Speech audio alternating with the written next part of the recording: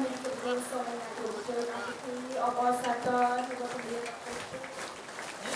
สมการโบราณเขาสอนให้เราเรียนขณะบัตรก็ที่จนตามไปเรียนมันจะเรียนตรงการเรียนขณะบัตรก็บริการใช้ไปแบงน้องที่สมโพธิบัตร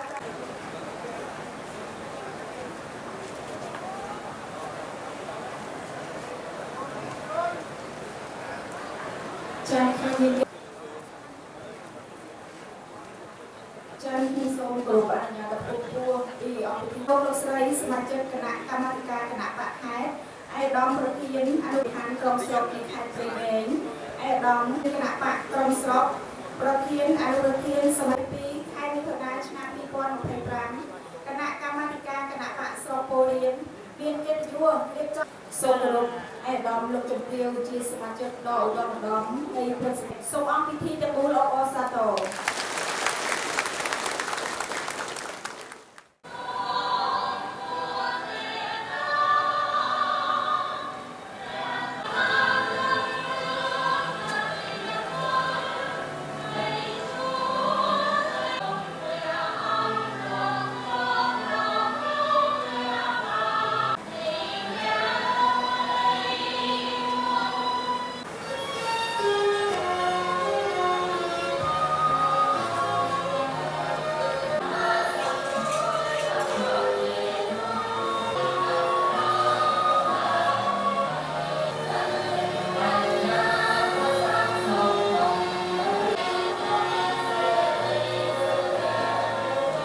ประธานสภาองค์ระบายการสังขารจากสมบูรณ์จริง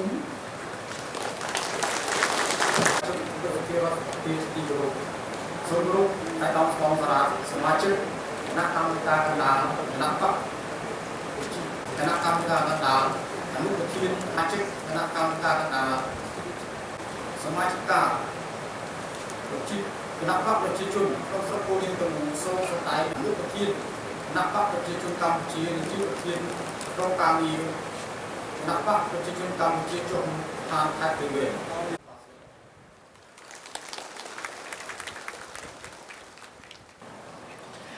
มหาเจียปฐมยมสมสมาคมคณะเทพไดไอ้ดอมลูกเตียวอารมณ์ใส่คณะนอมคณะปะมันกรมการเงียกรุบธนะไอ้ก็โดยเจียอารมณ์ใส่ได้เจียมไตรคณะปะแต่มันเชื่อมาปีกรุบคมในสระปูเรียงขายปริเวณมาเยือนในปีนี้ให้ตอนนี้เยือนก็มีพิวกติยุไอ้ดอมสพอสมาชิกคณะกรรมการกลาในคณะปฏิจจกัมพูชี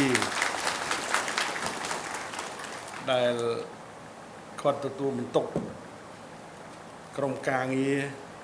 ในแคดปัตตบองนุเทียนกรมการนี้หนึ่งเจียบเทียนกรมการนี้โรงเรียนแคดหนึ่งเจียบเทียนกรมการนี้สระบานนอนสกวิสนาเจียโกนบอกก้อนการมุ่งในถือค่ายจนกุยก้อนบัดได้คือหนึ่งปีได้ยมตรจ่าเจงปีรัฐบิบาลจังเฮ้ยคือบานใบใจกำลังจะปีมวยtừข้างปริมอข้างปริเวงปีในข้างบัตรบองจังเฮ้ยไอ้ดอมสกพอลก็ในประตอบัตรบองจะมวยยังสักอะไรมาจำนวนเฮ้ยสกวิสนาก็บานเมาตีนี้จะมวยนังสักอะไรมาจำนวนในขนมแกะยุทานอันตอเวใครนี้ขยมปัจจิเมียนก็ได้สอมนอรีเรียซายังมาเรียบจำในกรรมวิธีดำไปสมโพธิเกียได้เจอสำนักทำไมสำหรับคณะปะสระปูเรียงให้ได้ละเกียนี้มีตูนิตีโดยได้ลงประเทียนคณะปะบานคู่มิเชะไม่ ពិតជាមានសារៈសំខាន់ហើយខ្ញុំនឹងធ្វើការគូបញ្ជាក់និងផ្ដល់ជាមតិយោបល់អនុសាសន៍បន្ថែមអំពីការប្រើប្រាស់អគារនេះប៉ុន្តែមុននឹងចូលដល់បញ្ហាមួយចំនួនដែលនឹងមានយោបល់ក្នុងវិធីនេះខ្ញុំក៏សូមយកឱកាសនេះដើម្បីរំលឹកបន្តិចអំពីប្រវត្តិនៃការរៀបចំនៅរដ្ឋបាលស្រុកពូរៀងនេះ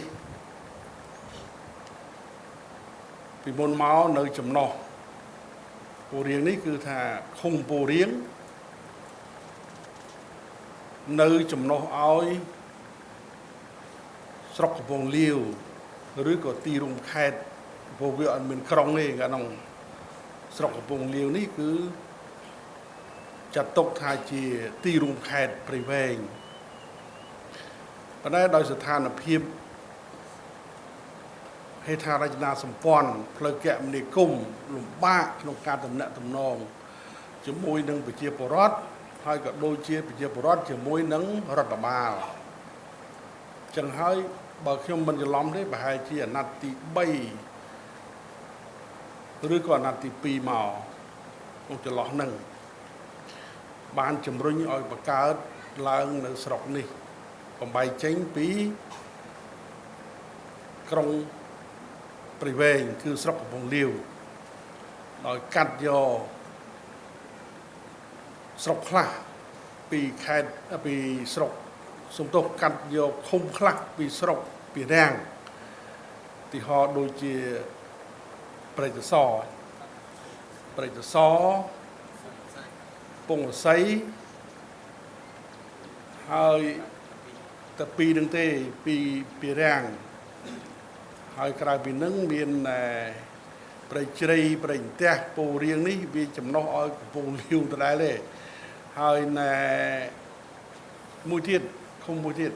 អានឹងចំណុះកំពង់លាវដដែលទេឃុំខាងនេះព្រៃកឡោដល់សម្រាប់បង្កើតបានរដ្ឋបាលស្រុកហើយមន្ត្រីរដ្ឋបាលស្រុកថ្មីហ្នឹងមិនព្រមមកធ្វើការនៅនេះទេអត់ព្រមមកធ្វើការមូលហេតុមិនមកពីខ្ជិលទេមកវាអត់មានអីមកវាមិនដល់យើងនិយាយចឹងព្រោះមកត្រូវវៀងទៅតាម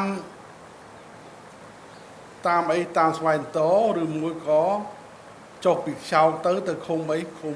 ពឹសឃុំអីអត់ទេទៅព្រៃភ្នៅក៏បានដែរតែតាមហ្នឹងប៉ុន្តែមុនដល់ហ្នឹងពីខ្យោកទៅមិនឆ្លងកាត់ឃុំមួយឃុំពឹសហ្នឹងហើយពឹសដល់ព្រៃភ្នៅនោះក៏អត់មានផ្លូវមកដែរមិនដឹងមកតាមណាកាលនោះមកតាមរកាឬមកតាមណាមិនដឹងទេឬបើមិនចឹងខែភាសាងាយទេមានមជ្ឈបាយមកទូចឹងហើយវាលងលួចណាស់ហើយចុងក្រោយបានដាក់អសនបាតនិយាយរួមបង្កើតក្នុងសម័យអង្គសមីធ្វើជាវាយខេតហ្នឹងហើយតែបាននឹកអនុស្សាវរីយ៍ហើយថ្ងៃនេះស្ដាយបានអញ្ជើញអង្គសមីមកហើយបានរុញមកបានអង្គសមីហ្នឹងមករកឃើញទួលយីសល់នេះមានទួលយីសល់ដីទួលយីសល់មួយកន្លែងនេះហើយបានដូចម្ដុំសាលាស្រុកខ្លះអីហ្នឹងហើយអត់ទាន់មានវិធានគ្រប់គ្រងទេតែមកយកធ្វើសាលាស្រុកទៅក៏ឥឡូវហ្នឹងអាហ្នឹងប្រវត្តិវាអញ្ចឹងដល់ហើយយើងចាប់ផ្ដើមរុញផ្លូវបានន័យថាជំរុញការកសាងផ្លូវហ្នឹងធ្វើផ្លូវដោយភ្ជាប់ផ្លូវពីឃុំពូរៀងនេះឬក៏ពីខេត្តមកឃុំពូរៀងហើយបន្តមកទៀតគឺពីពូរៀងនេះទៅព្រៃជ្រៃព្រៃផ្ទះហើយទៅកំពង់ស័យទម្រាំបានប៉ុណ្ណេះមិនធម្មតាទេខ្ញុំជិះជាមួយឯកឧត្តមយមបណ្ដា ដើម្បីទៅមើលស្ថានភាពនៅឃុំព្រែកផ្ទះនេះកាត់វាលស្រែអត់មានផ្លូវទៅទេកាត់វាលស្រែឲ្យឡានកងការពារជាប់ថាគម្រោងមានហើយសួរទៅថាមានហើយគម្រោងក៏ប៉ុន្តែមិនដឹងថាក្រុមហ៊ុនអ្នកសាងសង់អ្នកណាហើយអាណាបាក់នឹងណាកាលហ្នឹងឯកឧត្តមជាសភារាគាត់ធ្វើជារដ្ឋមន្ត្រីក្រសួងអភិវឌ្ឍជនបទណាអានបានស្នើថាឥឡូវចេះតាមមើលមិនទៅមុខទេបើសិនណាជាមិនដោះស្រាយរអ្នកធ្វើផ្លូវហ្នឹងឥឡូវអាណាបាក់នៅតែក្រសួងអភិវឌ្ឍជនបទដដែលចោះបានន័យថាអ្នកកាន់លុយកាន់កាក់ទូទាត់អីហ្នឹងគម្រោងបោះរដ្ឋហើយក្រុមហ៊ុនអ្នកសាងសង់ផ្លូវទុកឲ្យខ្ញុំរហ្នឹងហើយបានទៅរកឈុនសារណេនេះចឹងឯហ្នឹងស្ដាយដែរតែមិនបានហៅឈុនសារណេមកអាហ្នឹងស្ដាយឈុនសារណេតាំងពីផ្លូវនឹងភុកបាប់ឯណាទាំងអស់2ឃុំហ្នឹង2ឃុំ3ឃុំភ្ជាប់ហើយក៏ភ្ជាប់ពីទីក្រុងផងទីក្រុងម្ដុំផ្ទះបង្ឈិនណាឯដំបង្ឈិនណាចាក់បេតុងយ៉ាងអីហ្នឹងសិនឯឈុនសារណេហ្នឹងឲ្យតាំងតែលើកថ្នល់ផ្លូវដីហ្នឹងពីនេះទៅខាងព្រែកផ្ទះព្រែកជ្រៃហើយនឹងទៅខាងពងសីមកកណាត់មិនទាំងអស់ទេឈុនសារណេមិនហើយដល់ចុងក្រោយគឺចាក់បេតុងហ្នឹងក៏ឈុនសារណេជាមួយនឹងសុខវាសនានេះពេលដែលគាត់មកទទួលហ្នឹងក៏បានស្រុះស្រួលគ្នាទូទាត់មុនអាហ្នឹងគេហៅទូទាត់មុនហើយរបបធ្វើមុនទូទាត់ក្រោយទៅមិនធ្វើមុនទូទាត់ក្រោយតែមិនដឹងទូទាត់បានហើយនៅឬមិនបានទេខ្ញុំក៏មិនដឹងដែរទេអាហ្នឹងស្ដីទៅខេត្តតែមួយខេត្តប៉ុន្តែផ្លូវបានហើយជាជនសបាយមិញខ្ញុំមើលតាមវត្តមួយនៅចិត្តដល់ស្ពានបែកចេញមកនេះគាត់នាំទាំងប្រសង់ទាំងអាចារ្យទាំងកូនសិស្សទាំងអីគ្រូបង្រៀនមិនមួយឈរតាមផ្លូវខ្ញុំគិតថាគ្មានអីម្ដងគាត់ទះដៃឈូមកគិតថាឈុំនេះដែរមិនប៉ុន្តែស្ដាយអត់បានឈប់បើគាត់អបអរសាទរផ្លូវហ្នឹងទេតាមមើលណាពួកកន្លែងហ្នឹងយើងមានអនុស្សាវរីយ៍2ដងលើកទី1ចង់មើលផ្លូវហ្នឹងចង់មើលផ្លូវមិនមែនថានេះទេដោយសារផ្លូវវាលំបាកទៅមើលវាយ៉ាងម៉េចដល់ទៅដល់នៅកន្លែងព្រៃសសរហ្នឹងគាត់ធ្វើបុណ្យ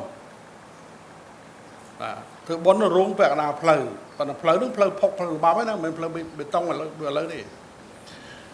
ដល់ហើយយាយតាស្លៀកសពាក់សបងដេញពីនីកម្មាហ្នឹងណាមកដល់ស្រាប់តែគាត់ឡានយើងនៅក្នុងហ្មងដល់ចុះសួរគាត់ទៅសិនលាត់ជើងខោចុះទៅគាត់ថាធ្វើការថាសុំផ្លូវឮថាសម្ដេចមកតាមហ្នឹងសុំផ្លូវនឹងបងតើមិនចេះបើអញ្ចឹងឯភាពនិយាយបណ្ដឹងអញ្ចឹងម្ដងអត់ទេឯភាពទៅធ្វើឲ្យឈូនសារណេមកធ្វើបានមកកណាត់ពីច្រាំងទៅតឹងទៅភ្ជាប់ជាមួយនឹងអាផ្លូវកស៊ូដែលក្រសួងអភិវឌ្ឍជនបទធ្វើឥ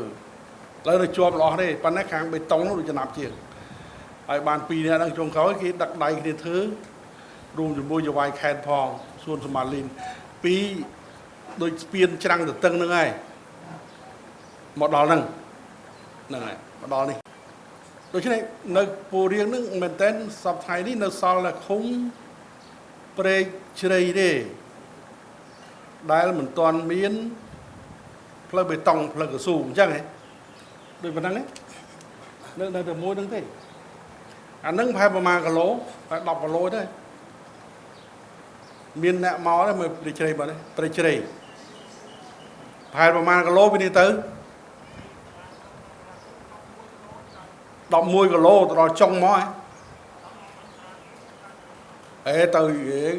យើងធ្វើផ្លូវមិនមែនឲ្យសាលាឃុំមិនដែរឲ្យប្រជាជនដែរខ្ញុំសួរថាទៅដល់ណាទៅដល់មកផុតមកផុតឃុំលោកឯងនឹងប្រហែលហ្នឹងហើយឲ្យច្បាស់អញ្ចឹងអាហ្នឹងដែលយើងទៅធ្វើទៀតហ្នឹងហើយដើម្បី បំរើផលប្រយោជន៍សាធារណៈរបស់ប្រជាពលរដ្ឋ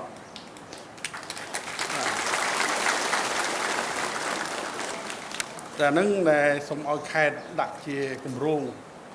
ដើម្បីសុំព្រោះទោះបីថាអ្នកណាធ្វើមុនក៏ដោយវាត្រូវតែមានគម្រោងទូទាត់ដែរបើមិនចឹងគ្នាបានលុយពីណាមកអញ្ចឹងតែខេត្តដាក់ក្នុងគម្រោងហ្នឹងហើយក្នុងគម្រោងវាយើងត្រូវតែធ្វើឲ្យព្រោះឥឡូវយើងកាន់អំណាចចាំពេលណាទៀតហើយបើយើងអស់មានអំណាចទៅធ្វើផ្លូវអីកើតអញ្ចឹងណាអញ្ចឹងកុំបន្ទោសថាអ្នកអត់កាន់អំណាចថាគ្មានធ្វើអីថាគេនឹងយើងក៏ថាទៅប៉ុន្តែបើនិយាយជាក់ស្ដែងមកមិនសូវត្រូវទេព្រោះវាអត់មានអំណាចមកធ្វើអីកើតអញ្ចឹងបានគេខំតស៊ូដើម្បីបានអំណាចដល់បានអំណាចយើងមិនធ្វើយើងតស៊ូដើម្បីអីកាលយើងថាតស៊ូដើម្បីបុព្វហេតុប្រជាជនហ្នឹងចុះឥឡូវយើងបានអំណាចហើយយើងមិនធ្វើអីតែនិយាយចឹងមិនមែនថាគណៈបកយើងមិនធ្វើទេណាមិនមែនទេបើនិយាយមែនតើគឺថាគ្មានគណៈបកណាដែលមានស្នាដៃធំធេងដោយគណៈបកប្រជាជនទេក្នុងប្រវត្តិសាស្ត្រកម្ពុជាអាសង្គ្រាមបែកបាក់បាត់ទឹកបាត់ដីហូរហែរហូតមកឲ្យសង្គ្រាមស៊ីវិលផងសង្គ្រាមអីផងអាណានិគមហើយផងចុងក្រោយមានតែគណៈបកប្រជាជនទេតែរកឃើញគេថាផ្លូវដើរមួយដែលសមស្របកសាងសន្តិភាពការបង្រួមជាតិហើយនឹងការអភិវឌ្ឍតែអញ្ចឹងហើយបានថានឹងជាឱកាសដែលយើងបានមកពីការកាន់អំណាចរបស់យើងនេះបើយើងអត់បានកាន់អំណាចយើងអត់មានឱកាសហ្នឹងដើម្បីធ្វើឲ្យស្រុកទេសមានសុខសន្តិភាពទេដើម្បីធ្វើឲ្យស្រុកទេសមានការអភិវឌ្ឍទេការពិតហើយវាមិនទាន់ដូចអ្នកខ្លះដែលថាដេកសម័យនោះទេតែប៉ុន្តែគឺវាមានអាចនឹងទទួលយកបាននៅសមិទ្ធផលនានាដែលយើងបានធ្វើពលិកម្មទាំងអស់គ្នាហើយចឹងទេគឺអរគុណណាស់ចំពោះអ្នកដែលបានចូលរួមចំណែកពីមុននេះក្នុងការជួយកសាងស្រុកពូរៀងរបស់យើងតែក្នុងនោះមានអតីតអ្នកដឹកនាំមួយចំនួនដូចជាអង្គសុមីក្រោយមកតពីអង្គសុមីមកអភិបាលខេត្តផ្សេងទៀតមកពីអង្គសុមីមកដូចជាសវេធាអូហាសរេនសិននេះក៏ជើងខ្លាំងមួយដែរចង់ភ្លេចហ្នឹងហើយអាស្រ័យនឹងនៅទីក្រុងព្រៃវែងគាត់ចាក់ផ្លូវបេតុងចិត្តហើយអស់ហើយមកជាសវេធាខ្ញុំផ្ដាំថាធ្វើម៉េចធ្វើបង្ហើយកិច្ចការដែលសរេនមិនទាន់បានធ្វើឲ្យចប់បណ្ណាទៅហ្នឹងហើយគាត់អ្នកតកែវទេប៉ុន្តែមកឥឡូវនេះជាប់ដូចជាប់និស័យជាមួយអ្នកព្រៃវែងហើយចប់ដេញតែចូលនិវត្តន៍ហើយអត់ធ្វើជាវាយខេត្តទេធ្វើរដ្ឋលេខាធិការក្រសួងកសិកម្មប៉ុន្តែក្រុមការងារនៅស្រុកកំពង់ត្បែងនៅជាប់អ៊ីផៃចង់នៅនេះផៃចង់20ឆ្នាំដែរបាទជិត20ឆ្នាំហ្នឹង10ឆ្នាំជាងហើយហើយអាយដាមម៉ៅប៊ុនរិនឥឡូវគាត់ជាតំណាងរាស្ត្រពីមុនក៏ប្រធានក្រុមការងារនៅស្រុកពូរៀងហ្នឹងរបស់គណៈបកហើយនេះស្នាដៃរបស់គាត់ស្នាដៃរបស់គាត់លោកសហការីពីចំនួននោះបានកសាងទុកជូនអ្នកបន្តក្រោយទៀតហើយសុខវាសនាបានផ្ដើមគំនិតសាងសង់នេះហើយជាចាត់ទុកជាអំណោយរបស់អាយដាមសន្តិបណ្ឌិតសសុខានិងលោកជំទាវកែសួនសុភីនេះសុទ្ធតែជាការរួមចំណែកដែលសូមយកឱកាសនេះថ្លែងអំណរគុណហើយអ្នកដឹកនាំខេត្ត10ថ្ងៃក៏ដូចជាគណៈបកអាដាមបោសរ៉ាត់អាដាមសួនសមាលីនក៏សុទ្ធតែជាអ្នកខិតខំប្រឹងប្រែងរួមចំណែកក្នុងការអភិវឌ្ឍខេត្តព្រៃវែងរបស់យើងសរ៉ាត់គាត់សរ៉ាត់ដូចត្រីសូម៉ុងអញ្ចឹងបងសរ៉ាត់ណាត្រីសូម៉ុងយ៉ាងម៉េចយើងអត់មានទេត្រីសូម៉ុងមានស្រុកគេទេត្រីសូម៉ុងគឺថាកាលណាវាឡើងពង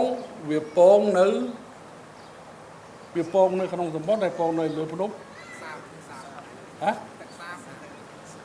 នៅលើភ្នំដល់វារួចហើយវាបើចុះញាស់កើតកូននៅ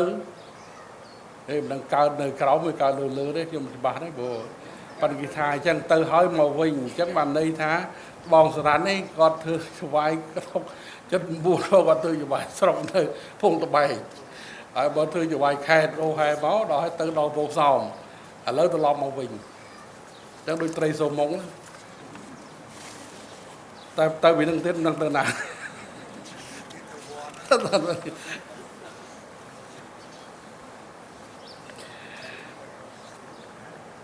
អរគុណណាស់ហើយ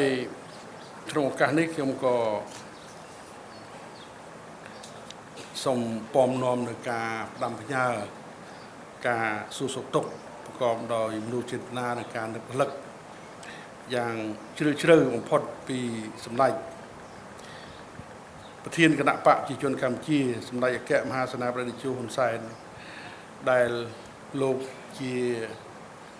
អ្នកដឹកនាំដ៏ឆ្នើមកមគុទេសក្នុងការដឹកនាំកសាងសន្តិភាពនិងការវិវត្តនៅប្រជាជាតិកម្ពុជា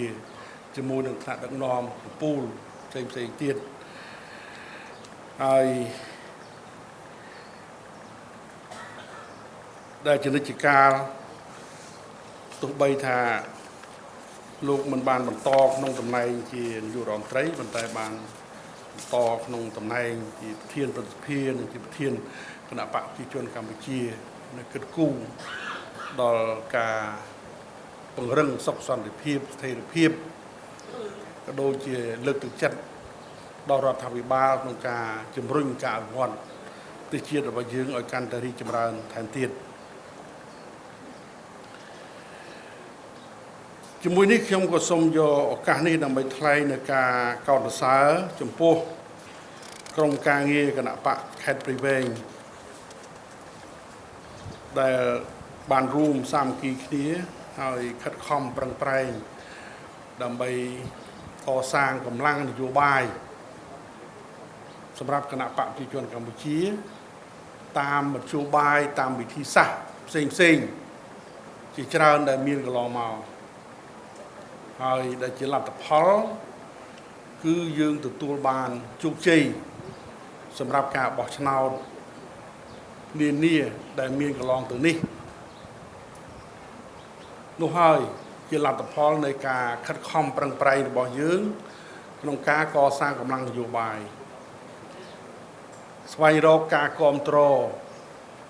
ពីសមាជិកសមាជិកាគណៈបកពីព្រោះយើងមិនរងចាំដល់ពេលចិត្តបោះឆ្នោតហើយនាំគ្នាមកសវ៉ាទៅទិញដើម្បីអង្វរសុំស្លឹកឆ្នោតពីប្រជាពលរដ្ឋទេ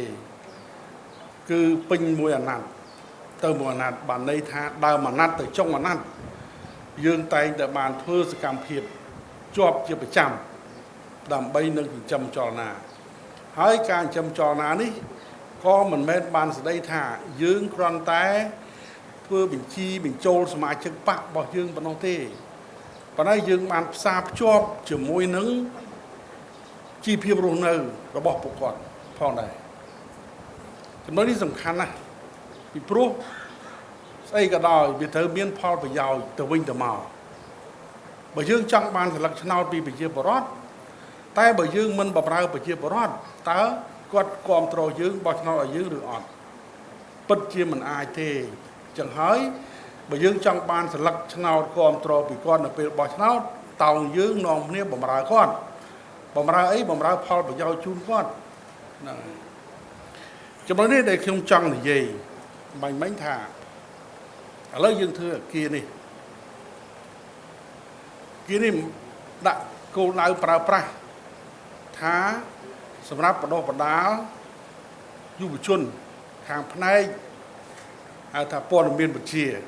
កុំព្យូទ័រអីដើមខ្ញុំឯកភាពនឹងគ្រប់គ្រងទាំងស្រុងប៉ុន្តែយើងគួរពង្រីកសិក្សាពង្រីកថែមទៀតកុំឲ្យវានៅប៉ុណ្ណឹងដោយខ្ញុំថាគួរប្រើពាក្យស្លោកមួយថាកសាងបកផ្សារភ្ជាប់នឹងការធ្វើឲ្យកាន់តែប្រសើរឡើងនៅជីវភាពរស់នៅរបស់សមាជិកបកឬក៏របស់ប្រជាពលរដ្ឋ ก็สร้างปะตรึบซาพจบជាមួយនឹងការធ្វើឲ្យកាន់តែប្រសើរឡើងនៅជីវភាពរស់នៅតែប៉ុណ្ណឹងក៏បានឬក៏ថែមរបស់ប្រជាពលរដ្ឋឬក៏របស់សមាជិកបកខ្ញុំចង់និយាយថាធ្វើអីក៏ដោយឲ្យតែត្រឹមត្រូវតាមច្បាប់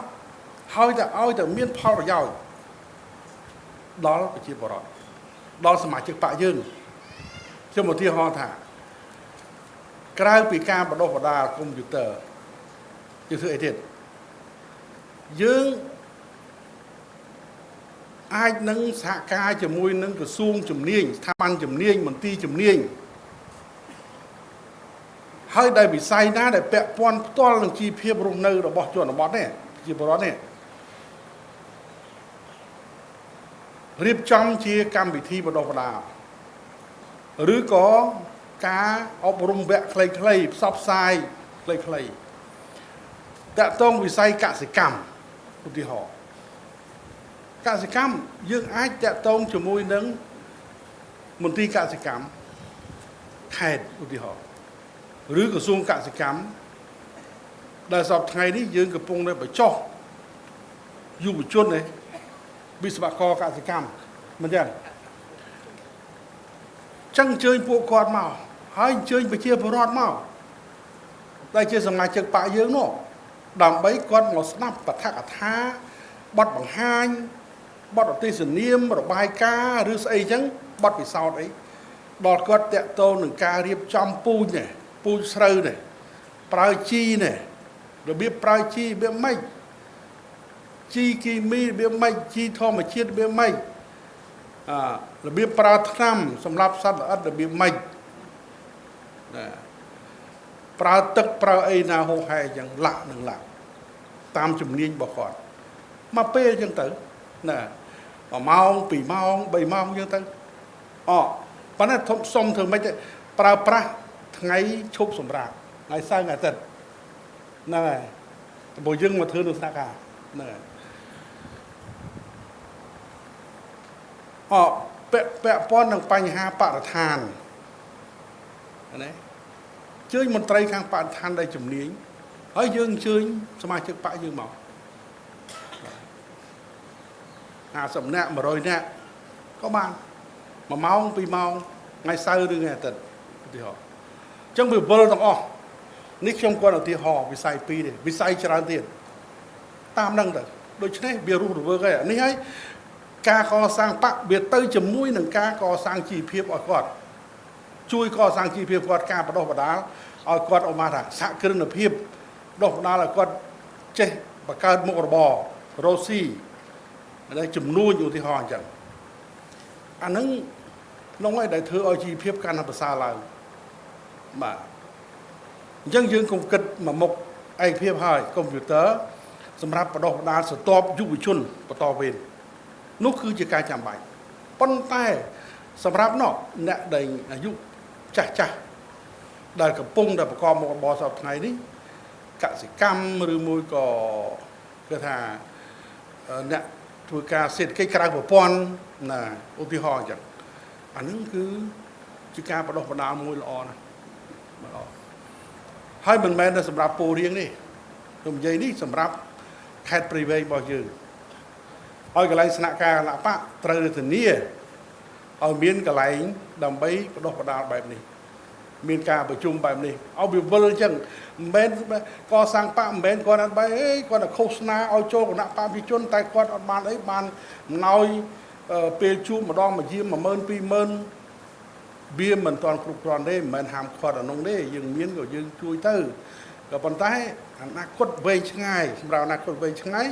គឺការបដិបដាលនេះឯងបាទការជួយបដិបដាលនេះឯងនេះដែលខ្ញុំចង់និយាយអញ្ចឹងតួនាទីអាគារនេះគឺយើងកុំឲ្យចង្អៀតពេកឲ្យវាទូលំទូលាយហើយយើងបើកកិច្ចសម្បត្តិការនឹងការចូលរួមឲ្យបានទូលំទូលាយពីមន្ត្រីជំនាញចឹងបានថា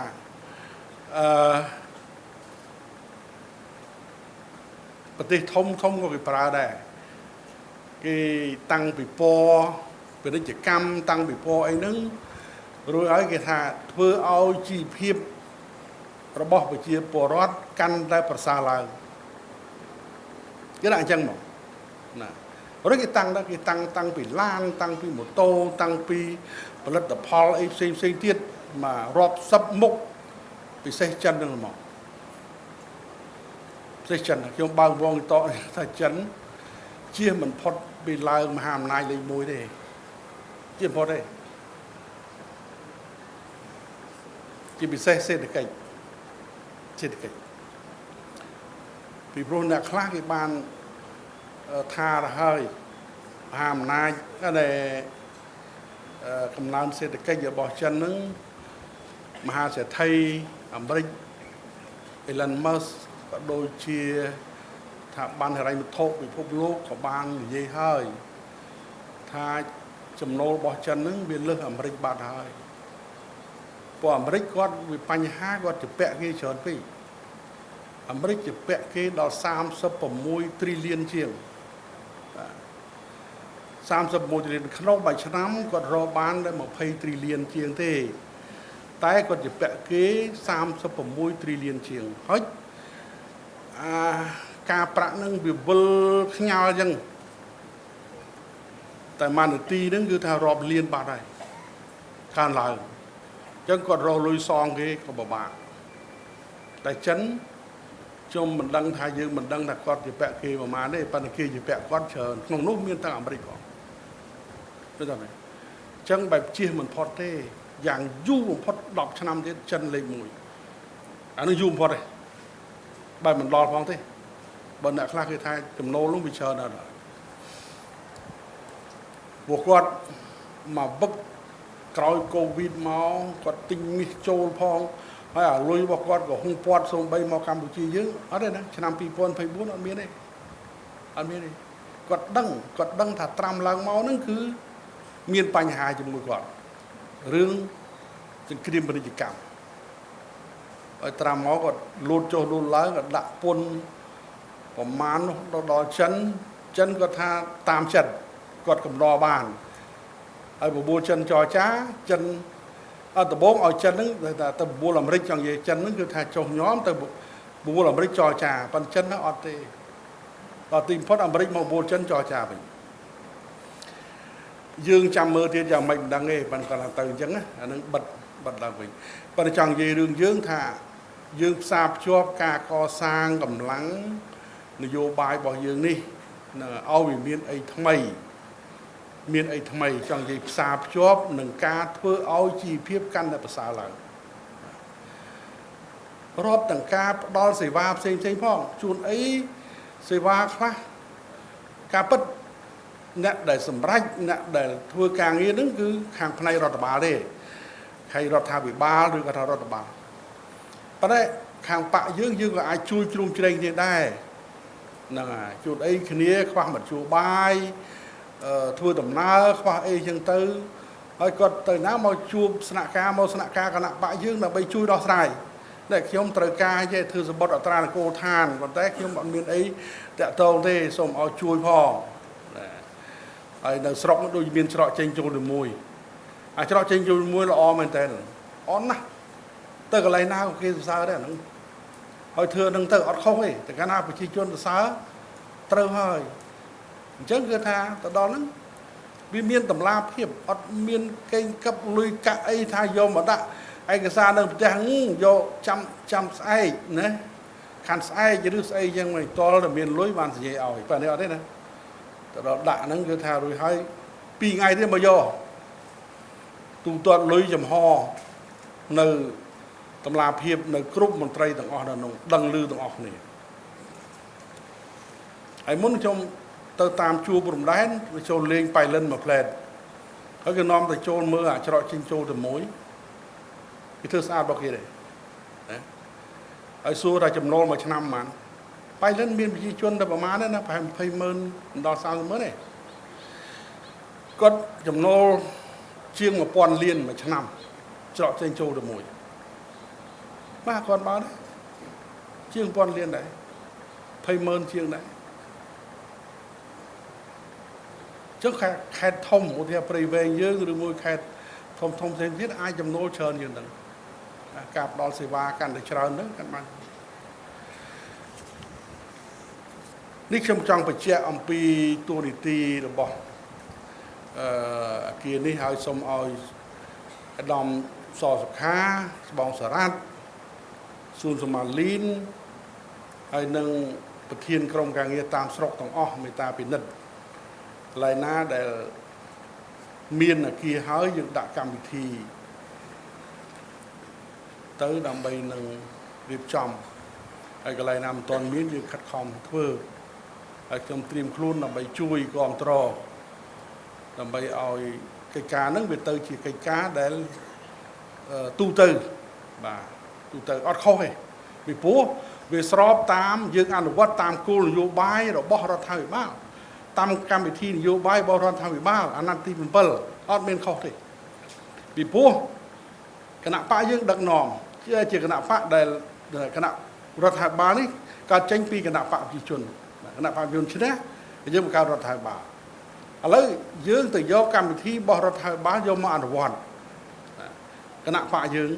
ព្រោះមិនមែនតែគណៈបកយើងទេគណៈបកដទៃក៏គេអនុវត្តតាមហ្នឹងដែរពីព្រោះតែកាលណាអ្នកដឹកនាំប្រទេសវាតែមួយទេมันអាចនយោបាយណាផ្សេងទេគាត់ថាពួកប្រឆាំងគឺថាគេធ្វើនយោបាយប្រឆាំងដើម្បីឡើងកាន់អំណាចបាទប៉ុន្តែដល់ណាឡើងកាន់អំណាចនយោបាយរបស់គេហ្នឹងគឺត្រូវតែគ្របដណ្ដប់ទូទាំងប្រទេសហើយมันអាចថាបែកចែកទេអានេះរបស់គណៈបកប្រជាជនអានោះរបស់គណៈបកនោះខ្ញុំមិនអនុវត្តទេអានឹងមិនមែនចឹងទេត្រូវអនុវត្តទាំងអស់ចឹងវាអត់ឯខុសទេ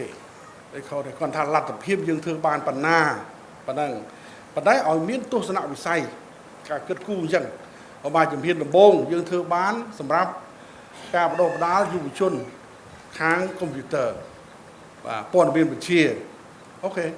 អានឹងបានប៉ុន្តែជំហានបន្តទៀតយើងត្រូវដាក់កម្មវិធីរបស់យើងថាយើងត្រូវគេហៅថាបញ្ជ្រាបឬមួយក៏ផ្សព្វផ្សាយឬមួយក៏ធ្វើសិក្ខាសាលាឬមួយអីតាក់ទងនឹងការដាំដុះកសិកម្មស្រូវឧទាហរណ៍អញ្ចឹងឬក៏បន្លែផ្លែឈើឧទាហរណ៍ឬការចិញ្ចឹមមាន់ចិញ្ចឹមត្រីចិញ្ចឹមអីជាដើមឡាក់រឿងទាំងអស់និយាយរួមពីភាពរស់នៅមកបាទយើងកុំគិតថាអាហ្នឹងការងាររដ្ឋាភិបាលមិនមែនការងារបកមិនមែនទេទៅផ្សារភ្ជាប់អាហ្នឹងដែលខ្ញុំនិយាយមិនថាផ្សារភ្ជាប់ការកសាងបកជាមួយនឹងជីវភាពការកសាងជីវភាពឲ្យកាន់តែល្អប្រសើរវាអត់អីខុសទេហើយមហាត្រូវទៀតមិនមែនត្រូវធម្មតាមហាត្រូវមកចឹងខំធ្វើអាហ្នឹងកន្លងទៅយើងខំជួយគ្រប់គ្រងដល់ហេដ្ឋារចនាសម្ព័ន្ធនៅបន្តទៀតតាណាដែលនេះពីប៉ុណ្ណឹងយើងបានធ្វើបានច្រើនហើយខំធ្វើជួយគ្រប់គ្រងដល់ការធ្វើសាលារៀនឃើញទេធ្វើវត្តធ្វើបានច្រើនហើយប៉ុន្តែយើងងាកមកមើលការជាក់ស្ដែងការជួយឲ្យវត្តឲ្យជីវភាពកាន់តែប្រសើរឡើងហ្នឹងវាមានរឿងច្រើនរបស់វាណារឿងច្រើនរបស់វាចឹងឲ្យខំធ្វើអាហ្នឹងតទៀតអាហ្នឹងចាត់ទុកជាភារកិច្ចមួយមិនមែនតែយើងទៅដឹកដៃគេឬគៀងកោគេបញ្ចូលសមាជិកបកយើងទេអានោះវាម្យ៉ាងហើយដើម្បីនឹងយើងគ្រប់គ្រងសមាជិកបកយើងធ្វើបច្ចុប្បន្នភាពជាប្រចាំដើម្បីថាក្នុងស្រុកយើងក្នុងឃុំយើងក្នុងសង្កាត់យើងក្នុងខេត្តយើងមានសមាជិកប្រមាណធ្វើបច្ចុប្បន្នភាពជាប្រចាំហើយបានចុះឈ្មោះបោះឆ្នោតប្រមាណដោយរបាយការណ៍មិញនេះបានបញ្ជាក់ហើយលោកប្រធានគណៈបកស្រុកនោះគឺជាការចាំបាច់ដែលយើងត្រូវធ្វើការងារបករបស់យើងប៉ុន្តែមិញនេះខ្ញុំចង់និយាយការផ្សារភ្ជាប់ជាមួយនឹងជីវភាពរស់នៅហើយចឹងខ្ញុំអបអរសាទរហើយក៏អរគុណសារជាថ្មីទន្ទឹមនេះក៏អរគុណចំពោះក្រុមការងារស្រុកពូរៀងរួមជាមួយនឹងអាជ្ញាធរសមត្ថកិច្ចពាក់ព័ន្ធដែលអភិវឌ្ឍហេដ្ឋារចនាសម្ព័ន្ធផ្លូវគមនាគមន៍អីនៅទីនេះហើយសង្ឃឹមថាអាដាមអស់លោកនឹងបន្តទៅទៀតដើម្បីធ្វើឲ្យហេដ្ឋារចនាសម្ព័ន្ធឬមួយក៏ការអភិវឌ្ឍនៅនេះកាន់តែល្អប្រសើរថែមទៀត ដើម្បីជួយដល់ប្រជាពលរដ្ឋនៅតំបន់របស់យើងស្រុករបស់យើងក៏នៅបញ្ជាក់ជូនអញ្ចឹងថាសរុបមកវិញគឺគាស្នការគណៈបកក្តីឬក៏សំណង់ដែលយើងទៅបង្កើតនេះក្តីហើយគ្រប់ទីកន្លែងមិនមែននៅតែទីនេះទេយើងខិតខំហើយប្រើប្រាស់ដើម្បីគូផ្សំការកសាងកម្លាំងនយោបាយនិងការកសាងជីវភាពឲ្យកាន់តែប្រសើរឡើងសម្រាប់ប្រជាពលរដ្ឋហើយសម្រាប់រដ្ឋបាលក៏ដូចគ្នាដែរត្រូវផ្សារភ្ជាប់ប៉ុណ្្នឹងដែររដ្ឋបាលស្រុករដ្ឋបាលខេត្តរដ្ឋបាលឃុំសង្កាត់ក៏ដូចគ្នាដែរគឺបានន័យថាយើងរៀបចំនៅកម្មវិធីដើម្បីនឹងជួយលើកស្ទួយជីវភាពរស់នៅរបស់ប្រជាពលរដ្ឋដោះស្រាយបញ្ហានានាដែលប្រឈម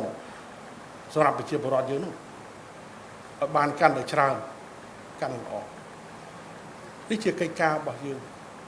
ព្រោះតម្រាំបានឱកាសយើងបានធ្វើមិនមែនទាំងអស់គ្នាទេណាឧមាថាឥឡូវស្រុកមួយខេត្តមួយឃុំមួយអ្នកដឹកនាំមិនមែនទាំងអស់គ្នាមកធ្វើដឹកនាំខេត្តគ្រប់តែគ្នាណាដឹកនាំស្រុកឃុំគ្រប់តែគ្នាណាដូចមានប្រមាណអស់លោកអញ្ចឹងអ្នកដែលឡើងមកនេះជាឱកាសហ្នឹងជាឱកាសយើងប្រើប្រាស់ឱកាសហ្នឹងឲ្យត្រឹមត្រូវឲ្យមានផលប្រយោជន៍សម្រាប់ប្រជាពលរដ្ឋអានោះហើយជាការល្អប្រសើរដែលយើងចង់បានអស់គ្នាបាទអរគុណណាស់ខ្ញុំចុងក្រោយនេះជាថ្មីម្ដងទៀតសូមអរគុណចំពោះការចំណាយពេលវេលាដ៏មានតម្លៃរបស់អាដាមលោកជំទាវអស់លោកស្រីដែលបានចូលរួមក្នុងពិធីសម្ពោធនៅអគារបម្រើការងារនយោបាយរបស់គណៈបកប៉ុន្តែក៏ផ្សារភ្ជាប់នឹងជីវភាពរស់នៅរបស់ប្រជាពលរដ្ឋដោយដែលបានបញ្ជាក់ខាងលើមិញនេះហើយខ្ញុំសង្ឃឹមថាគណៈបកខេត្តឥឡូវនេះក៏កំពុងតែសាងសង់ដែលបានសង់បន្ថែមតែចិត្តហើយក៏មានកន្លែងច្រើនដើម្បីនឹងបដោះបដាលហើយតាមស្រុកនេះដូចគ្នាដែរអត់មានអីខុសទេធ្វើនឹងឲ្យមានសកម្មភាពរស់រវើកនៅសាកលវិទ្យាល័យជាស៊ីវិជ័យមាខ្ញុំក៏ធ្វើអគារមួយបានហើយ 100%ហើយបកគលឲ្យសសុខាទៅសម្ពោធនៅដាក់ឲ្យប្រើប្រាស់នោះគេហៅថាអគារសហគ្រិនភាពដែរបដោះបដាលអ្នកបង្កើតមុខរបរអ្នក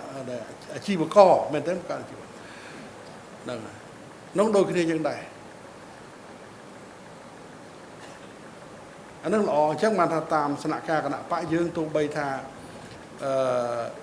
កន្លែងដែលតូចធំអីធ្វើតាមជាក់ស្ដែងប៉ុន្តែឲ្យមានភារកិច្ចហើយផ្លូវនេះដូចគ្នាដែរគឺខាងខេត្តខាងអីនេះចង់ខ្ញុំមកសម្ពោធខ្ញុំថាខ្ញុំមកសម្ពោធដូចជាមិនសូវត្រូវបើស្នាក់ការអញ្ចឹងបានហើយអញ្ចឹងគឺថាទាំងអគារសហគ្រិនភាពនៅសាកលវិទ្យាល័យហើយផ្លូវនេះបកគលឲ្យសសុខាមកសម្ពោធក្នុងនាមរដ្ឋាភិបាលវាត្រូវជាងបាទវាត្រូវជាងបាទហើយខ្ញុំកន្លែងស្នាក់ការគណៈបកអីបានអត់អីទេឬក៏វត្តអារាមអីខ្លះបាននៅកន្លងទៅហើយគេជួយចឹងទៅជួយអីបានជួយអរគុណណាស់ចុងក្រោយនេះសូមប្រកាសសម្ពោធជាផ្លូវការនិងដាក់ឲ្យប្រើប្រាស់ជាផ្លូវការហើយសូមជូនពរឲ្យដំលោកជំទាវអស់លោកលោកស្រីទាំងអស់សូមជួបប្រទះនៅក្តីសុខក្តីចម្រើនទទួលបានជោគជ័យក្នុងគ្រប់ភារកិច្ចសូមអរគុណអាយដាមណូវី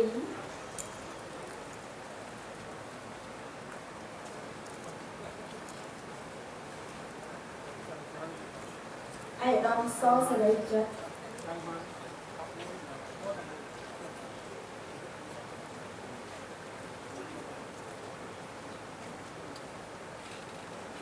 អាយ ដមសុខសុនីឯ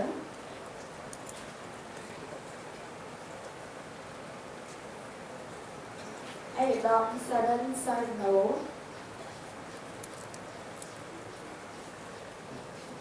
ឯកឧត្តមលីសពូម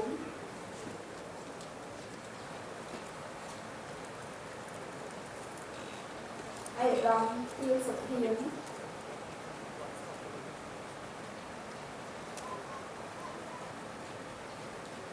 លោកសុភា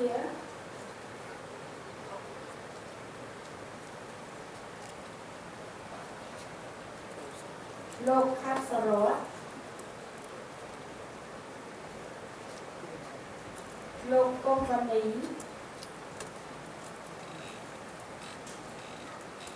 លោកវៃជាង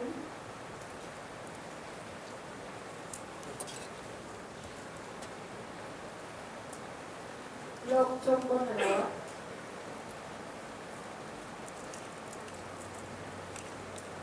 លោកអុកទុំកម្មការ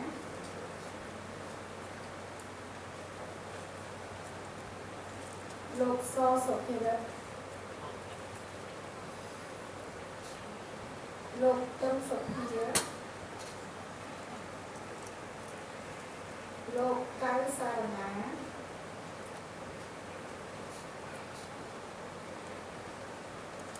លោកឆាំផាត់លោកអ៊ុតមានលោកណាំសវណ្ណា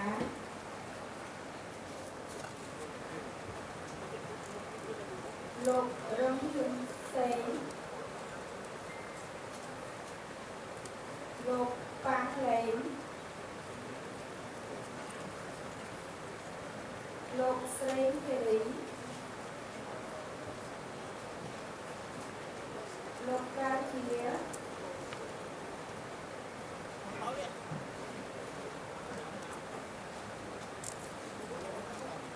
លោកវ៉ាន់ពិសិដ្ឋលោកទឹកសរិន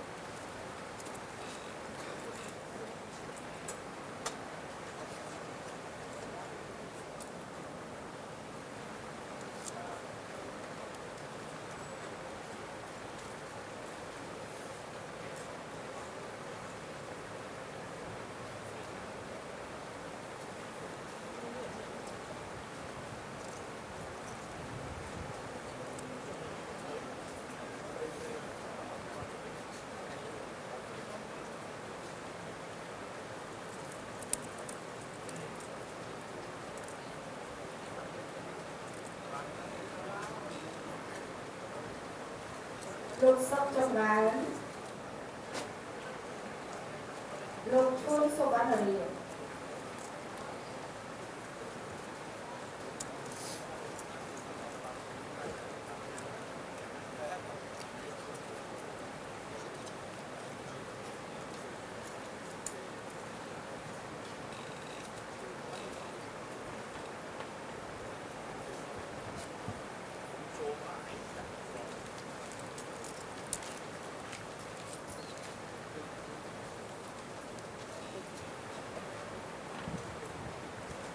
ចា៎ខ្ញុំសូមគោរពអរគុណចា៎សូមគោរព